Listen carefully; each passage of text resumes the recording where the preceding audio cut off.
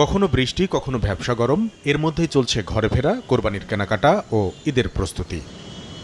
বৃহস্পতিবার সকালে জাতীয় ঈদগাহ ময়দান পরিদর্শনে আসেন ঢাকা দক্ষিণ সিটি কর্পোরেশনের প্রশাসক। জানান, এবার ঈদ উল আজহার প্রথম জামাত অনুষ্ঠিত হবে সকাল 7:30টায় জাতীয় ঈদগাহ ময়দানে। বৃষ্টিসহ আবহাওয়া খারাপ হলে আধা ঘন্টা পিছিয়ে এই জামাত হবে জাতীয় মসজিদ বায়তুল মুকাররমে সকাল 8টায়। ঈদের জামাত আমাদের সকাল 7:30টায় শুরু হবে এখানে।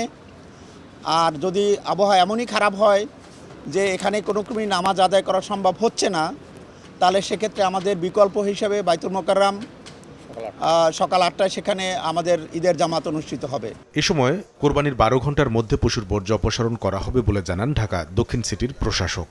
বিকাল থেকেই আমাদের বর্জ্য ব্যবস্থাপনা কার্যক্রম শুরু হবে। আমাদের কমিটমেন্ট যে 12 ঘন্টার ভিতরে আমরা এই ময়লা পরিষ্কার করব এবং আমাদের এই ময়লা পরিষ্কারের জন্য প্রায় 10,000-এর অধিক আমাদের কর্মী আমরা প্রস্তুত রেখেছি।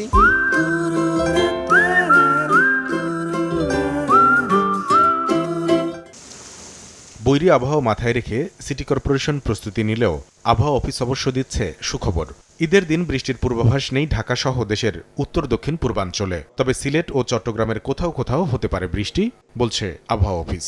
ঈদের দিন থেকে বৃষ্টিপাত অনেকটাই কমে যাবে, শুধুমাত্র চট্টগ্রাম এবং সিলেট বিভাগে কিছুটা বৃষ্টিপাতের সম্ভাবনা রয়েছে। এছাড়া অন্যত্র বৃষ্টিপাতের সম্ভাবনা নেই বললেই চলে। তবে যেহেতু এখনও বর্ষাকাল, ফলে এই বর্ষাকালে কিন্তু বিচ্ছিন্নভাবে হালকা ধরনের একটা বৃষ্টি, 2-1 পশলা বৃষ্টি যে কোনো জায়গায় হতে পারে।